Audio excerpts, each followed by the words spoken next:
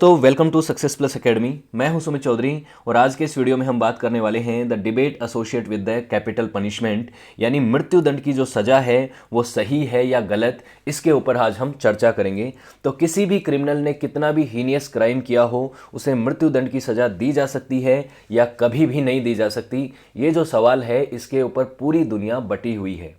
आम जनता का बटा होना लाजमी है, आप समझ सकते हैं, लेकिन दुनिया भर के जो लॉ मेकर्स हैं जिनसे हम समझदार होने की उम्मीद करते हैं और समझते हैं कि उन्होंने जब संविधान लिखे होंगे और कानून बनाए होंगे तो उन्होंने सभी पहलुओं को ध्यान में रखा होगा, मॉरलिटी को, एथिक्स को, कानून को, सभी चीज़ों को समझा होगा। वो भी लोग जब बटे हुए हैं तो ये एक बहुत ही बड़ा सवाल बनता है कि क्यों मृत्युदंड की सज़ा सही है और क्यों गलत है।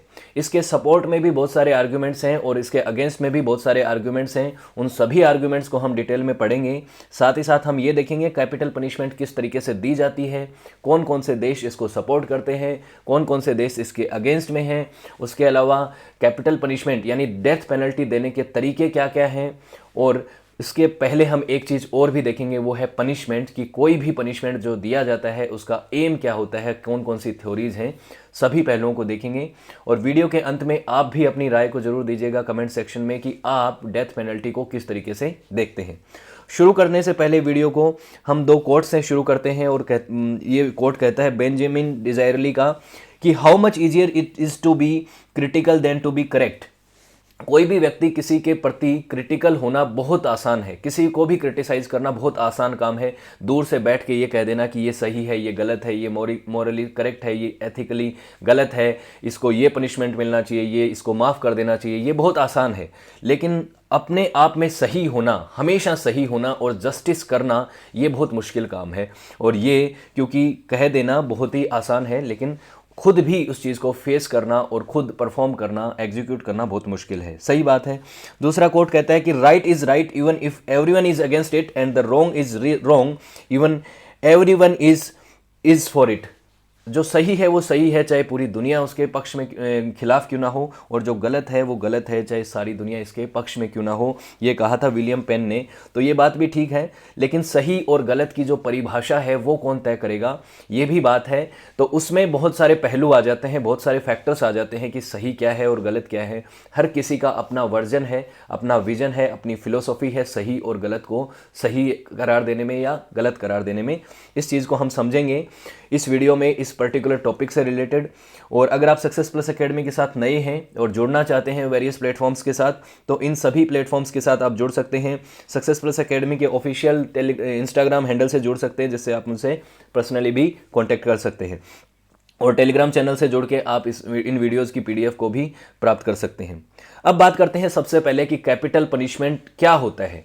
कैपिटल पनिशमेंट यानी बहुत बड़ा पनिशमेंट होगा, आप समझ सकते हैं। कैपिटल यानी कि सबसे बड़ा पनिशमेंट क्या है? Death penalty. अगर किसी व्यक्ति से उसका राइट टू लाइफ ही छीन लिया जाए, उसकी जीवन जीने का अधिकार ही छीन लिया जाए, तो वो उसके लिए क्या होगी? कैपिटल पनिशमेंट होगी। डेथ पेनल्टी भी इसको कहते हैं, एग्जीक्यूशन भी बोलते हैं, तो सेंटेंस टू डेथ भी बोलते हैं। सारी ही चीज़ें एक ही हैं। और कैसे डेथ पेनल्टी कैसे? जो क्रिमिनल ऑफेंस है उसके लिए अगर कोई भी कोर्ट किसी को मृत्युदंड की सजा देता है तो उसे कैपिटल पनिशमेंट माना जाएगा। उन चीज़ों को कैपिटल पनिशमेंट नहीं माना जाएगा। मान लीजिए किसी पुलिस के इनकाउंटर में अगर किसी व्यक्ति को, किसी क्रिमिनल को एग्जीक्यूट कर दिया जाता है, उसको शूट आउट कर दिया जाता है इनकाउंटर के दौरान, तो वो कैपिटल पनिशमेंट नहीं है। वो क्या है? वो एक्स्ट्रा जुडिशियल एग्जीक्यूशन है।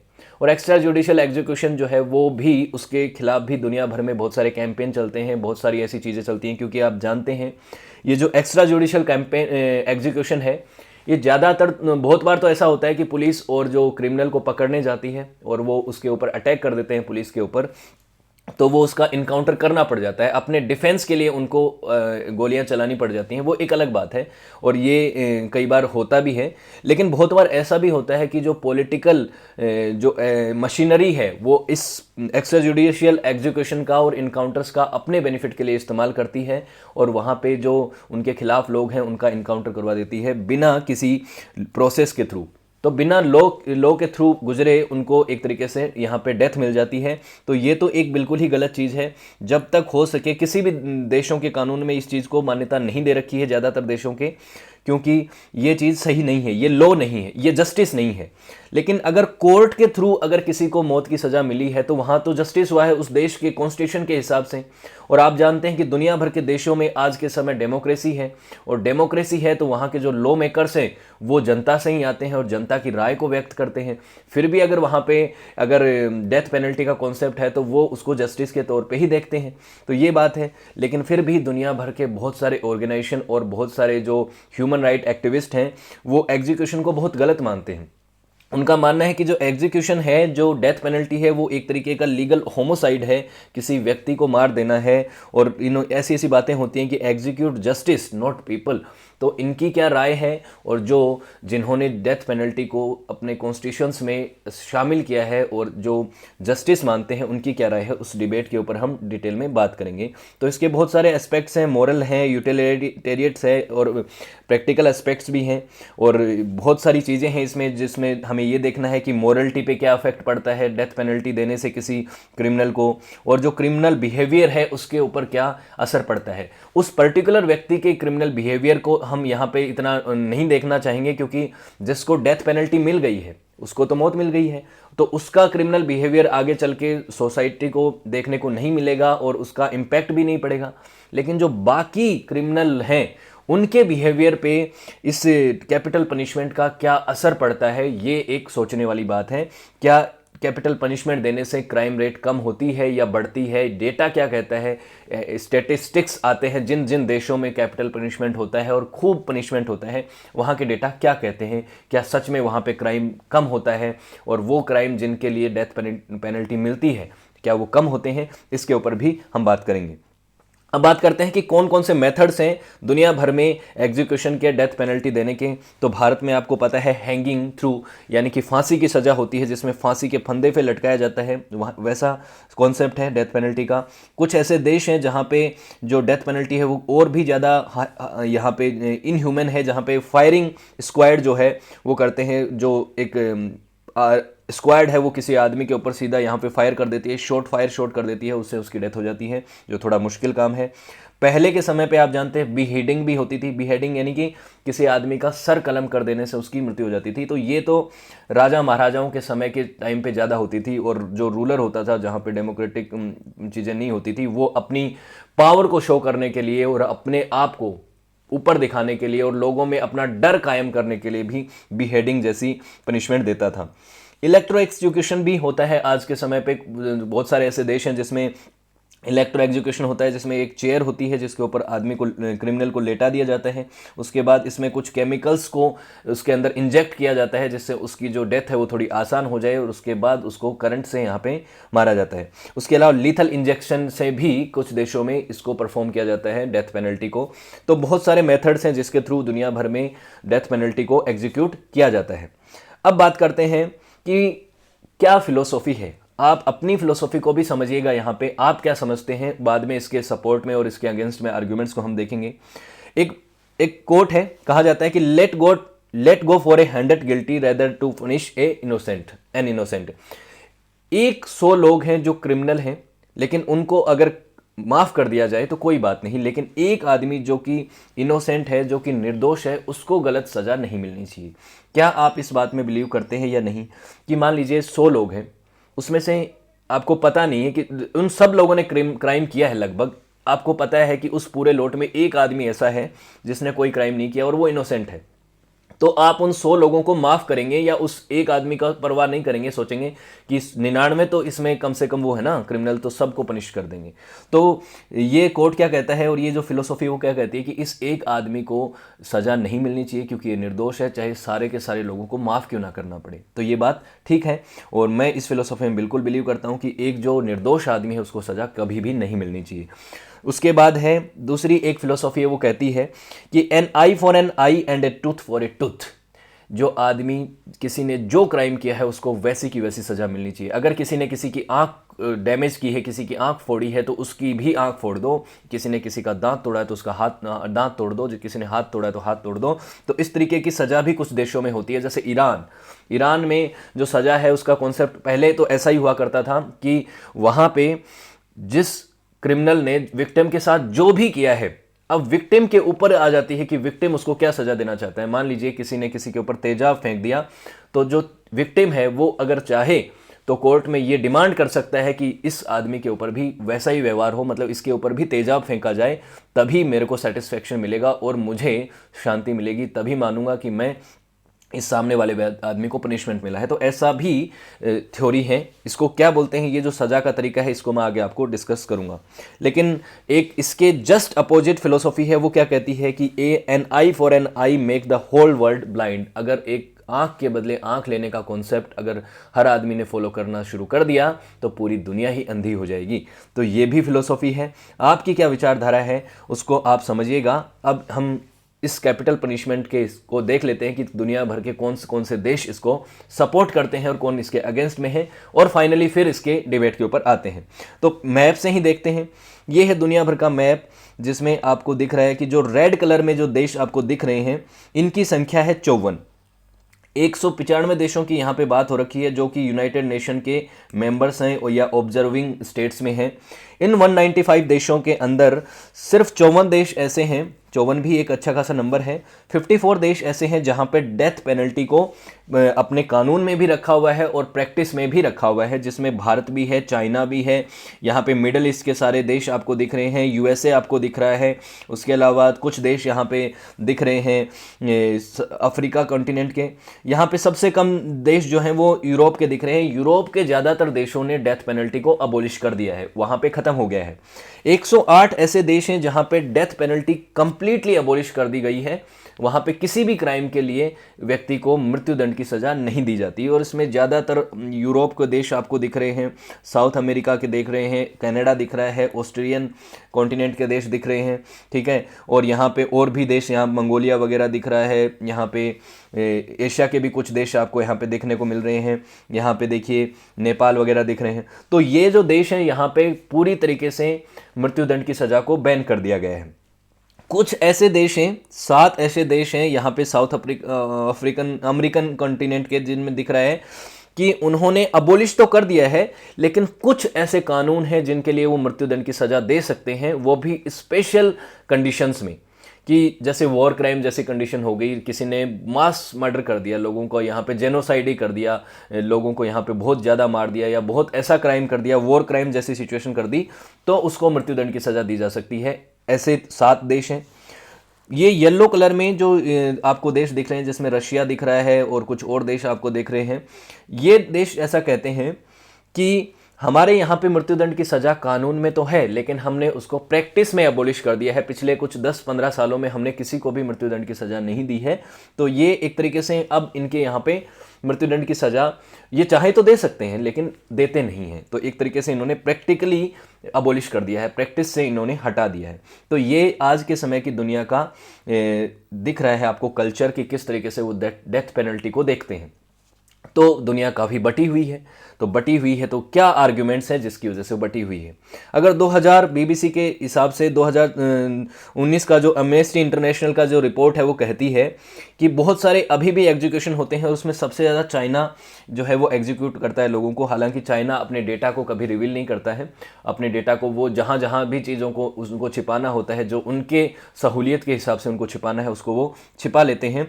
लेकिन फिर भी माना जाता है चाइना में सबसे ज़्यादा जो है यहाँ पे एग्जीक्यूशन होते हैं। उसके बाद ईरान में होते हैं, सऊदी अरब में होते हैं, मिडिल ईस्ट के जो कंट्रीज़ हैं यहाँ पे आपको दिखेंगे सबसे ज़्यादा। फिर उसके बाद यूएस, पाकिस्तान वगैरह भी दिखते हैं।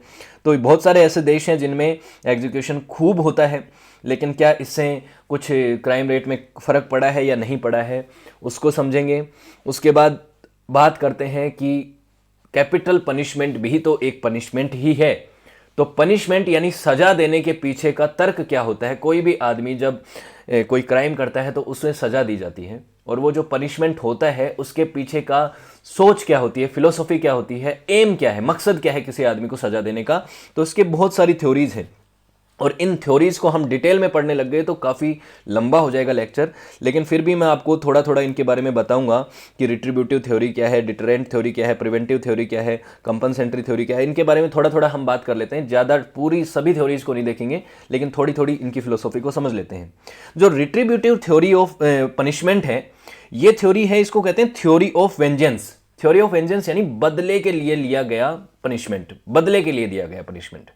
जैसे कि कोई बहुत ही हीनियस क्राइम हो जाता है, तो उस समय आप देखते हैं आम जनता की जो राय है वो कितनी ज़्यादा हिंसक हो जाती है, वॉयलेंट हो जाती है उस पर्टिकुलर टाइम पे। ऐसा नहीं कि जनता सेंसिटिव नहीं है, सभी सेंसिटिव भी हैं, लेकिन उस पर्टिकुलर मोमेंट पे वो बहुत ज़्यादा गुस्सा हो जाते हैं।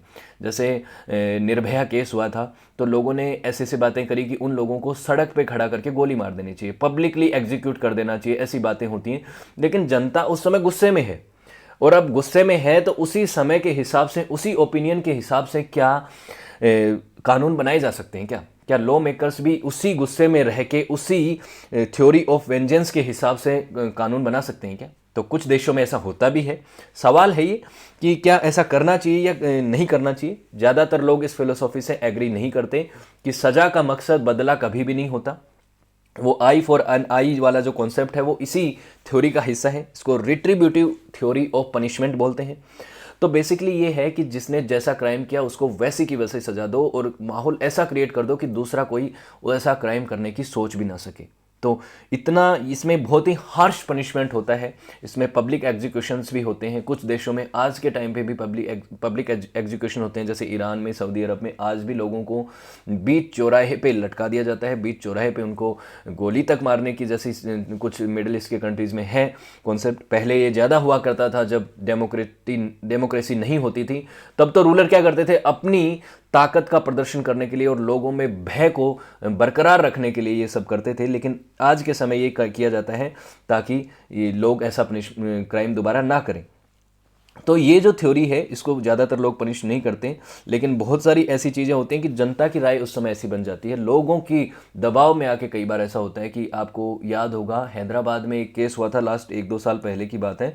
तो वहाँ पे जो गैंगरेप जो हुआ था उसके बाद वो जितने भी जो क्रिमिनल थे उनको पुलिस ने वहाँ पे वो कर दिया था, शूट आउट में उनको मार दिया था। उसमें जो कई बार उसके ऊपर सवाल भी हैं कि वो लोग सच में भाग रहे थे या नहीं भाग रहे थे। जो वहाँ पे शूट आउट हुआ, जो भी इनकाउंटर हुआ, वो एथिकली सही था कि नहीं था, तो वो बात है, जनता की राय थी और वो केस भी रफा दफा हो गया। उस पर एक पूरे प्रोसेस के थ्रू वो नहीं गए कानून के हिसाब से, जो कि मैंने कहा था वो एक्स्ट्रा जुडिशियल एग्जीक्यूशन था, वो लॉफुली नहीं था। कानून ने, कोर्ट ने उनको मौत की सज़ा नहीं दी थी। तो इसमें आपकी क्या राय है, क्या ये सही है या गलत है? इसमें कई बार ऐसा होता है, इसके जो अगेंस्ट में आर्गूमेंट है वो ये है कि कई बार ऐसा होता है कि कोई निर्दोष भी इसमें फंस जाता है। एक पर्टिकुलर टाइम पे जिस आदमी को लगा कि इसी ने क्राइम किया है, और हो सकता है उसने ना किया हो, वो फंसा हो, 4 लोगों के साथ एक निर्दोष भी फंस गया हो, लेकिन उस पर्टिकुलर मोमेंट पे अगर उसको भी उसका हिस्सा बना दिया और इस थ्योरी ऑफ वेंजेंस के हिसाब से उसको पनिशमेंट मिल गया, उस निर्दोष को सजा मिल जाएगी। ऐसी भी चीज़ें होती हैं। अब डिटरेंट थ्योरी ऑफ पनिशमेंट क्या कहती है? डिटरेंट का मतलब होता है, डिटर का मतलब होता है एब्सटेन, या किसी भी जो रॉन्गफुल एक्ट है उसको करने से रोकना, प्रिवेंट करना। तो प्रिवेंट करने के लिए सजा दी जाती है, और ये तो मेन मकसद होता है। ये तो सभी जगह आपको देखने को मिलेगा कि डिटरेंट थ्योरी तो फॉलो की ही जाती है कि किसी भी ये जो क्रिमिनल है जिसको सज़ा मिली है वो दोबारा ऐसा क्राइम ना करे, रिपीट ना करे सेम क्राइम इन फ्यूचर, और उसके आसपास के जो लोग हैं, जो सोसाइटी है, वो भी ऐसा क्राइम ना करे, ताकि उसको सज़ा मिलना बहुत ज़रूरी है। इसीलिए सज़ा का कॉन्सेप्ट होता है। इस वैसे कॉन्सेप्ट में बेसिकली क्या करते हैं, किसी भी आदमी को सज़ा का लेवल कुछ भी हो सकता है। ऐसा नहीं है कि डिटरेंट थ्योरी में पनिशमेंट में मौत की सज़ा नहीं हो सकती, रिट्रीब्यूटिव में नहीं हो सकती, पनिशमेंट सभी में हो सकता है मौत का। वो उसका एक्सटेंडेड वर्जन है कि आप सज़ा को कहाँ तक समझ करते हैं, सजा की दायरा आप कहां तक बढ़ाते हैं, वो आपकी चॉइस है। ये थ्योरी ऑफ पनिशमेंट है। पनिशमेंट के पीछे का एम क्या है, मकसद क्या है, वो बताता है। प्रिवेंटिव थ्योरी ऑफ पनिशमेंट क्या कहती है कि ये थ्योरी कहती है कि जो थ्योरी है ये कहती है कि आने वाले समय में ये जो क्रिमिनल है वो ऐसी एक्टिविटी ना करे, साथ ही साथ उस क्रिमिनल को ट्रांसफॉर्म करना है, उसको बदलना है। उसको बदलने के लिए उसको जेल में डालना या उसको किसी भी तरीके का पनिशमेंट देना, तो उसको ट्रांसफॉर्म करना है। तो ट्रांसफॉर्म जो करना है, ऐसी जो थ्योरी है, इसमें आपको जो दिए जाते हैं डेथ पनिशमेंट या फिर इम्प्रिजनमेंट जैसी चीज़ें भी इसमें हो सकती हैं। लेकिन ज़्यादातर लोगों इसमें जो है लाइफ इम्प्रिजनमेंट या ऐसी वो होती हैं, सजाएं होती हैं जिसमें व्यक्ति को बदला जा सके, चाहे परमानेंटली बदलना हो या टेम्परेरली बदलना हो, कंप्लीटली उसका ट्रांसफॉर्मेशन के लिए ये प्रिवेंटिव थ्योरी होती है। अब कंपनसेटरी थ्योरी क्या है, इसमें कंपनसेशन भी दिया जाता है। मतलब जैसे कोई क्रिमिनल है, उसने स्टेट मशीनरी को नुकसान पहुंचाया जिसमें उसका फाइनेंशियल नुकसान हुआ है या विक्टिम का फाइनेंशियल नुकसान हुआ है, किसी की हत्या कर दी, मान लो किसी ए आदमी की हत्या कर दी बी ने, तो ए अगर परिवार का मुखिया था तो बी को पनिशमेंट तो मिलेगी ही, लेकिन साथ ही साथ उसका जो फाइनेंशियल लॉस हुआ है उसका भी उसको पे करना पड़ सकता है। ऐसी चीज़ें हैं ताकि ये जो सिर्फ पनिशमेंट ना मिलके जो विक्टिम है उसको तो कोई फ़ायदा नहीं हुआ पनिशमेंट से, सिर्फ इसी को सबक मिला। लेकिन कंपनसेटरी थ्योरी में क्या होता है कि जो विक्टिम है उसको किसी ना किसी तरीके से फ़ायदा पहुंचाने की भी कोशिश की जाती है कि उसका जो तकलीफ़ है, जो उसका जो नुकसान है, उसकी भरपाई की जा सके। तो ये ऐसी थ्योरी है, इसमें आपको देखने को मिलती हैं चीज़ें कि आपको जो क्रिमिनल है उसको यहाँ पे एक तरीके से फाइनेंशियली या फिर किसी तरीके का कंपनसेशन देने की सज़ा दी जाती है। अब फाइनली बात करते हैं जो आर्ग्यूमेंट्स हैं, जो सपोर्ट और अगेंस्ट में जो आर्ग्यूमेंट हैं कैपिटल पनिशमेंट के, वो क्या कहते हैं कि क्या क्या चीज़ें हो सकती हैं और कौन कौन से फैक्टर्स हैं, कौन कौन से पहलू हैं जिनके ऊपर आर्ग्यूमेंट सपोर्ट में है और अगेंस्ट में है। सबसे पहले मॉरलिटी की बात की जाती है और मॉरलिटी के ऊपर ये बात की जाती है कि जो लोग सपोर्ट में हैं वो ये कहते हैं कि जो आई फॉर एन आई वाला जो कॉन्सेप्ट है, जो प्रिमिटिव पनिशमेंट वाला है, वो कहते हैं कि जिस आदमी ने किसी की हत्या करी है उसने अपने सारे अधिकारों को खो दिया है। किसी की हत्या करी हो या किसी का, मतलब जैसे डेथ पेनल्टी जैसे कॉन्सेप्ट हैं वो हत्या और टेररिज्म या फिर रेप जैसे संगीन आरोपों में ही दिए जाते हैं। तो जिस आदमी ने इतना हीनियस क्राइम किया है उसने अपने सारे राइट्स को खो दिया है, चाहे वो नेचुरल राइट ही क्यों ना हो, इनएनाइलेबल राइट भी क्यों ना हो, उसने सब कुछ खो दिया है। तो अब उसको कोई हक नहीं है कि वो जिंदा रहे। तो इसीलिए जो इसके सपोर्टर हैं वो कहते हैं कि सोसाइटी में ऐसे आदमी की कोई ज़रूरत नहीं है, ऐसे इंडिविजुअल्स की कोई ज़रूरत नहीं है जो कि इतना ज़्यादा वॉयलेंट हैं कि किसी के साथ इतना बुरा कर सकते हैं, तो इनको मौत की सज़ा मिलनी चाहिए। दूसरी तरफ जो इसके अपोनेंट्स हैं, वो अपोजर हैं, वो कहते हैं कि जो राइट टू लाइफ है, जीवन जीने का अधिकार है, वो एक नेचुरल राइट है, इस ईश्वर ने दिया है और उसको कोई छीन नहीं सकता। किसी भी आदमी को किसी का जीने का अधिकार छीनने का अधिकार नहीं है। कई बार ऐसा कहा जाता है कि जो इसके अपोजर हैं कि मान लो कि दो आदमी हैं, ए ने बी को मारा है, तो अगर बी ने को मारा है तो मारने को हम गलत समझ रहे हैं, मारना तो गलत चीज़ हो गई, ये जो हत्या करना है गलत हो गया। सिस्टम क्या कर रहा है ए के साथ, ये सिस्टम भी तो यही कर रहा है, ए को मार रहा है। तो बेसिकली ये है कि आपने डेथ का बदला डेथ से ले लिया, डेथ को आप गलत प्रूव कर रहे थे और उसको आपने सही प्रूव कर दिया कि आप अगर मार रहे हो तो वो भी एक तरीके से मर्डर ही है। तो ये बेसिकली ये कहना चाह रहे हैं कि पनिशमेंट कुछ भी हो लेकिन मौत की सज़ा नहीं हो सकती। अब बात आती है लीगल आर्ग्यूमेंट्स की। लीगल आर्ग्यूमेंट्स क्या कहते हैं? लीगल आर्ग्यूमेंट कहते हैं कि जो भी क्रिमिनल है जिसने इतनी संगीन आरोप किया है, इतना हीनियस क्राइम किया है जिसके लिए हमें डेथ पेनल्टी देनी पड़ रही है, वो इसलिए दी जानी पड़ रही है कि आने वाले समय में ऐसे क्राइम्स ना हो और हम उनको डिटरेंट करना चाहते हैं। हम चाहते हैं कि सोसाइटी में एक ऐसा मैसेज जाए, संदेश जाए कि लोग ऐसा क्राइम ना करें, इतना क्राइम ना करें, और उसके लिए हमें डेथ पेनल्टी देना ज़रूरी है। और उसके लिए हम इस चीज़ को नहीं देख सकते सिर्फ कि मॉरलिटी से, ये मॉरली क्या है, गलत क्या है। ऐसे क्राइम और होंगे, लोगों को बढ़ावा मिलेगा अगर उनको मौत की सज़ा नहीं दी तो इसलिए हमें उससे हार्श से हार्श पनिशमेंट देने की ज़रूरत है। ये बात है, एक सोसाइटी में एक संदेश देना चाहते हैं। लेकिन जो इसके अगेंस्ट में जो लोग हैं वो कहते हैं कि क्या क्रूल और अनयूजुअल पनिशमेंट देने से समाज जो है वो बदल जाएगा? क्या ये कंडीशन जो है वो बिल्कुल सही है? ये बिल्कुल अनकॉन्स्टिट्यूशनल है। आप तो बदले की भावना की बात कर रहे हैं, आप जस्टिस की बात नहीं कर रहे हैं, आप समाज को डरा के रखना चाहते हैं, इसलिए आप ऐसी बात कर रहे हैं। लेकिन आप इससे क्राइम रेट जो है वो कम नहीं होगी, और डेटा भी ये शो करता है कि इससे क्राइम रेट कम नहीं हुई है। लेकिन ऐसा नहीं है, डेटा हमेशा ऐसा शो नहीं करता। जितनी हार्श पनिशमेंट होती है वहाँ पे लोग डरते तो हैं, बिल्कुल डरते हैं, ऐसी बात नहीं है। तो कई बार जो है ये जो पनिशमेंट होता है, ये जो है इसका लोगों तक पहुंचाया नहीं पाते हैं। ये जो मतलब पनिशमेंट दे दिया जाता है लेकिन लोगों तक इसका संदेश नहीं जा पाता है उस तरीके से, तो लोग उसको इतना फॉलो अप नहीं कर पाते हैं, समझ नहीं पाते हैं, इस डर से वो रह नहीं पाते हैं कि इसके मतलब बेसिकली वो कानून को फॉलो नहीं करते और वो वही क्राइम फिर से रिपीट कर देते हैं जैसा कि पहले हुआ था। तो इसके सपोर्ट में है और अगेंस्ट में दोनों ही आर्गुमेंट हैं। एक बात ये भी है कि मान लो कोई वो है इसके ऊपर मैं बात करना चाहूँगा एक कि मान लो किसी आदमी को पब्लिकली एग्जीक्यूट कर दिया गया, किसी एक आदमी ने बहुत ही हीनियस क्राइम किया, उसको पब्लिकली एग्जीक्यूट कर दिया गया। तो इसके पीछे बहुत सारे तर्क दिए जा सकते हैं। एक तर्क तो ये है कि अब जनता डरेगी, बहुत ज़्यादा डरेगी, और वो ऐसा ये जो क्राइम हुआ है ऐसा दोबारा नहीं करेगी। लेकिन मान लो पब्लिक एग्जीक्यूशन भी बहुत ज़्यादा होने लग गए, बहुत लोगों को यहाँ पे पब्लिकली एग्जीक्यूट किया जाने लग गया, आम जनता के सामने लोगों को मारा, तो जनता हो सकता है डर जाए, या फिर जनता के मन से भय ही निकल जाए, डर ही का माहौल ही निकल जाए, उनको लगे कि रोज़ मरते हैं लोग, क्या फ़र्क पड़ता है।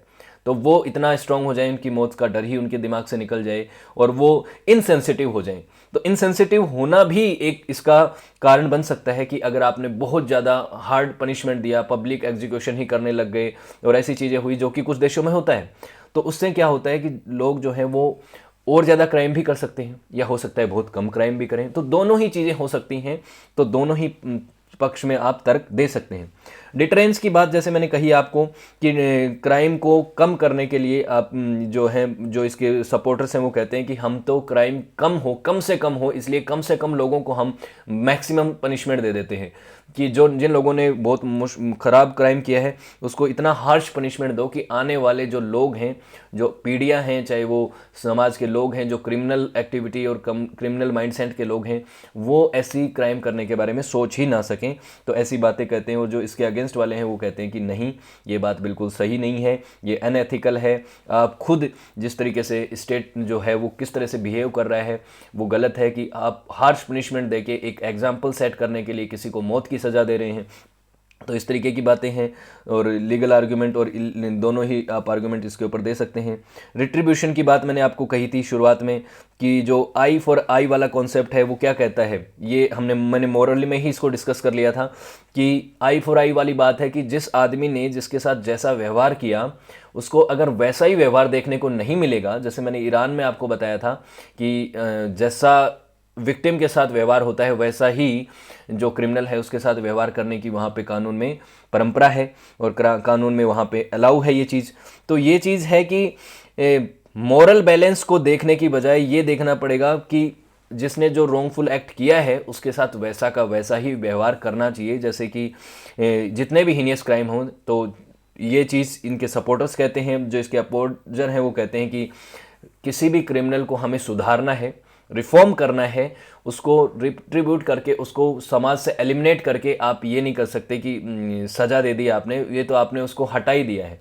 तो बीमारी को ख़त्म कीजिए, बीमार को नहीं, इनका ये कहना है। और इधर से इनका मानना है कि ये जो लोग हैं जो क्रिमिनल हैं वो एक्चुअल में बीमारी ही हैं समाज के लिए। तो दोनों की अलग अलग सोच है। दुनिया भर में बहुत सारे कैंपेन चलते हैं इनके खिलाफ, और पक्ष में तो नहीं चलते, खिलाफ ही चलते हैं। बहुत सारे एनजीओ जो हैं वो ये कहते हैं कि अब दुनिया भर में ये समय आ गया है कि अब कैपिटल पनिशमेंट को अबोलिश कर दिया जाए। विक्टिम्स की फैमिली के सपोर्ट में भी के पहलू को ध्यान में रख के भी इसके सपोर्ट और इसके अगेंस्ट में कुछ आर्ग्यूमेंट्स हैं। सपोर्ट में जो लोग हैं वो ये मानते हैं कि जो विक्टिम की जो फैमिली है, जिसको इतना ज़्यादा नुकसान पहुंचा है, किसी की जान चली गई, उसके घर वालों को कितना नुकसान पहुंचा है, किसी की जैसे निर्भया केस में जितना उसकी माँ को दिखाया गया था, और जिस तरह से वो एक सेंटिमेंटल जो चीज़ें देखती हैं कि उसकी फैमिली पे क्या गुजरती है जब उसके साथ इतने हीनियस क्राइम हो जाते हैं। तो उसके जो सपोर्टर हैं इस कैपिटल पनिशमेंट के, वो कहते हैं कि विक्टिम की फैमिली को सांत्वना देने के लिए, उसको मतलब दिलासा देने के लिए भी डेथ पेनल्टी देनी ज़रूरी है। साथ ही साथ ये भी कहते हैं कि वो फैमिली मूव ऑन कर पाए तो डेथ पेनल्टी दो। और साथ ही कई बार ऐसा होता है कि जो क्रिमिनल है वो जब जेल से छूट जाता है, उसको डेथ पेनल्टी नहीं मिली, तो उसके बाद वो उस फैमिली के खिलाफ भी और क्राइम कर सकता है, दोबारा से उनको टारगेट कर सकता है। जैसा कि आपने उन्नाव केस में देखा होगा, उन्नाव का जो एक केस था जिसमें एक लड़की के साथ रेप की घटना हो जाती है, और वो पॉलिटिशियन जो होता है जब वो जेल से बाहर निकलता है पैरोल पे, तो उसकी फैमिली को टारगेट करता है, और उसको टारगेट कर उनको मारने की कोशिश होती है, लड़की को भी वहाँ पे जलाने की कोशिश होती है। तो ऐसी एक्टिविटीज़ भी होती हैं। तो इन एक्टिविटीज़ को ना हो, तो इसलिए इस तरीके के जो क्रिमिनल्स हैं उनको कैपिटल पनिशमेंट मिलना बहुत ज़रूरी है। ये इसके सपोर्ट में तर्क है। लेकिन इसके अगेंस्ट में भी तर्क है। अगेंस्ट में तर्क ये कहता है कि जो आदमी जिसने आने वाले समय के लिए आपने पहले ही पनिशमेंट दे दिया कि वो ऐसा क्राइम कर सकता है, ऐसा क्राइम कर सकता है, इसका मतलब आपके सिस्टम में कहीं ना कहीं खामी है कि आने वाले समय के उस क्रिमिनल एक्टिविटी को आप रोक नहीं सकते, आपकी स्टेट मशीनरी में ये कमी है। लेकिन जिस आदमी ने वो क्राइम किया ही नहीं, जो फ्यूचर में जिस क्राइम की आप बात कर रहे हो, उसके लिए अगर आप आर्गुमेंट दे रहे हो कि हमें इसको एग्जीक्यूट कर रहे हैं, तो ये बहुत गलत बात है। तो जब वो क्राइम हो सकता है तो आप उससे उस टाइम पे आप सजा दो तो अलग बात है, तो सजा तो आप क्राइम के बाद ही दोगे ना, पहले से नहीं दे सकते। और दूसरी बात जो है कि फैमिली मूव ऑन कर पाए और फैमिली को एक तरीके से वो मिले, सांत्वना मिले, शांति मिले कि उसके साथ, उसके जो घर के मेंबर के साथ जो बुरा व्यवहार हुआ, जिसने किया उसको मृत्युदंड मिल गया। तो ये एक रिट्रीब्यूटिव थ्योरी है जिसको जो इसके अगेंस्ट वाले लोग हैं वो कभी भी सपोर्ट नहीं करते कि आप बदले की भावना से कोई कानून नहीं बना सकते। तो ये भी एक इसमें पहलू है। दोनों ही पहलू अपनी अपनी जगह पे अपने अपने तर्क देते हैं और दोनों पे आप कितनी भी डीप जा सकते हो उस चीज़ को, इस आर्ग्यूमेंट में। इनोसेंस की बात आती है तो आप जानते हैं कि कोई भी कोर्ट हो या फिर कोई भी लॉ मेकिंग बॉडी हो या कोई भी जहाँ पे भी पनिशमेंट दिया जा रहा है, यहाँ पे जस्टिस दिया जा रहा है, वो बॉडी जो है उसमें काम करने वाले लोग जो है वो ह्यूमन बीइंग ही हैं। और ह्यूमन बीइंग्स जो हैं वो करप्टेबल भी हैं और फॉलेबल भी हैं, वो गलत भी हो सकते हैं कहीं ना कहीं। और हो सकता है कभी किसी केस में किसी आदमी को जो निर्दोष है उसको मौत की सज़ा दे दी गई हो। तो अगर निर्दोष को एग्जीक्यूट कर दिया गया तो ये बहुत बड़ा क्राइम हो जाएगा, बहुत गलत चीज़ हो जाएगी। तो इसके जो सपोर्टर्स हैं वो जो अगेंस्ट में जो लोग हैं वो कहते हैं कि इसीलिए डेथ पेनल्टी को अबोलिश कर देना चाहिए, कि क्योंकि जो सिस्टम है वो हो सकता है कभी किसी को गलत तरीके से डेथ पेनल्टी दे दे। तो ऐसी रिस्क हमें लेनी नहीं चाहिए। और एक बार अगर किसी की जान चली गई तो हम उससे फिर वापस भी नहीं ला सकते। अगर लाइफ इम्प्रिजनमेंट दिया है या फिर कोई और सज़ा दी है, तो अगर कल को हमें बाद में भी पता चल गया कि ये व्यक्ति निर्दोष था, तो इसको हम जस्टिस दे सकते हैं, इसको जेल से बाहर निकाल सकते हैं, इसको फिर कंपनसेट कर सकते हैं। और ऐसे काफ़ी केसेस होते हैं, ऐसा नहीं है, बहुत सारे ऐसे केस होते हैं जिसमें लाइफ इम्प्रिजनमेंट मिल जाता है और कुछ सालों बाद पता चलता है कि उस केस के बाद कि वो तो निर्दोष था, तो उसको बाद उसको बाहर निकाला जाता है। 20-20 सालों तक लोगों ने जेल काटी हैं, उसके बाद वो बाहर आए हैं और निर्दोष रहे हैं और वहाँ की कोर्ट ने उनको कंपनसेट भी किया है।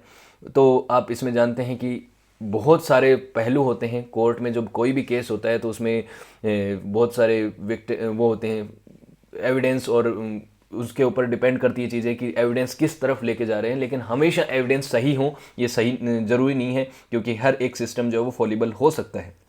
लेकिन जो इसके सपोर्टर्स हैं, जो डेथ पेनल्टी के सपोर्टर्स हैं, जो अपोनेंट करते हैं कि अबोलिश नहीं करना चाहिए डेथ पेनल्टी को, वो एक आर्गुमेंट देते हैं कि हम एक फेयर चांस जब देते हैं किसी को भी लड़ने का, केस लड़ने का, और एक एक्सटेंड तक हम उसको पूरा का पूरा केस को देते हैं कि हमें आपको मौका दिया है कि आप अपने पक्ष के जितने भी तर्क हैं उनको प्रेजेंट कीजिए, और आप अगर आप निर्दोष हैं तो आप साबित कीजिए। इसको एक फेयर चांस मिलना चाहिए, ये ठीक है।